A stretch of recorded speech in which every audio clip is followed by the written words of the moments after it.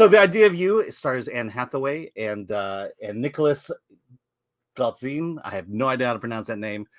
So basically, Anne Hathaway is a divorced mother, single mother. She's about to go on a trip with her friends, or her daughter's about to go on a trip with her father to Coachella.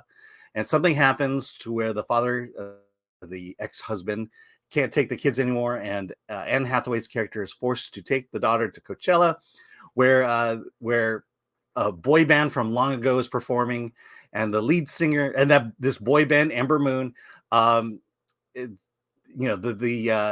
daughter used to watch them.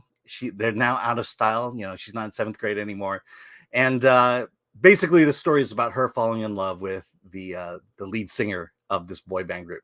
So it's one of those May December romances. It goes through it pretty much goes through everything you expect it to be. This is a rom-com in every sense of the word. It's the dance around whether how they're old going to was get the together boy or not. in the boy band? He's probably in this one. He's probably mid-20s, mid to late 20s. Okay. She's Anne Hathaway. Yeah. So Anne Hathaway is probably in her 40s and still looking hot. So there's that first encounter where they're kind of falling for each other, and then she snaps out of it, realizes she's too old. And then ultimately they get together. He buys a bunch of her artwork from her company. They then go on a tour of Europe, on the boy band tour of Europe, where they're caught by the paparazzi. And then when they decide to make it public, there's the family aspect of it. The daughter is no longer finding this cool. In fact, she's being bullied and harassed because of this. And so you have what should be true love being influenced by this age difference, by fame, and so forth. I'll just say this: it's not a terrible movie, but it's a rom-com in every sense of the word.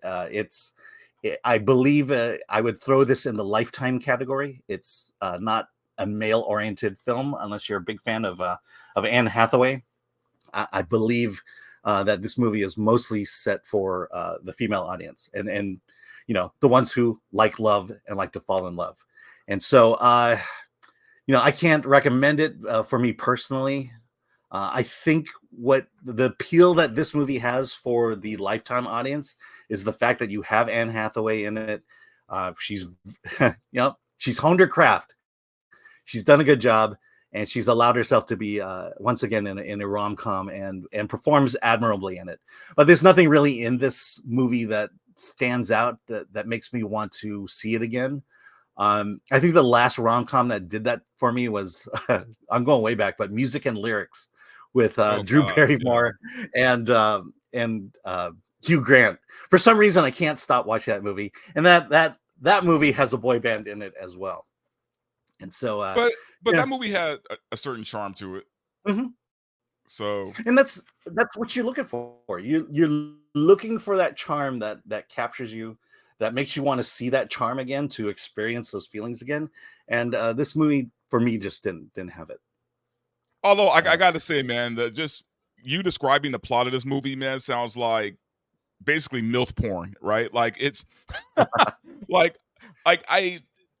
it's a story that's been done so many times that even like porn parodies are like now, like, I can see this anywhere, not just Amazon, is what I'm trying to say. But I do like Anne Hathaway. I think she's kind of been away for a while, right? Like she, I haven't seen her in anything recent for a pretty long time. She does. Well, let's just say she has done a movie almost every year for the last few years. Really? They tend to be art pieces. Last year, she did this movie with Thomasin McKenzie from Jojo Rabbit, and it was horrible. It's just one of these kind of homoerotic lesbian thrillers, and I just hated it. And then the year before, she did another movie where she played a mother. I can't remember the name of it. I was gonna say The Fabelmans, but that wasn't.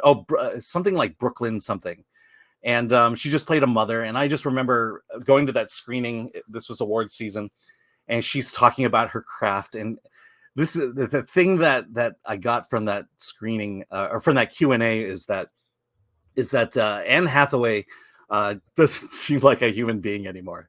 She is just so much of an actress that I think she transcends humanity, and it kind of comes across in the way she talks and the way she talks about her craft. And you just kind of want your stars to be a little bit down to earth, and I think she's kind of gotten on that rocket ship and left Earth long ago.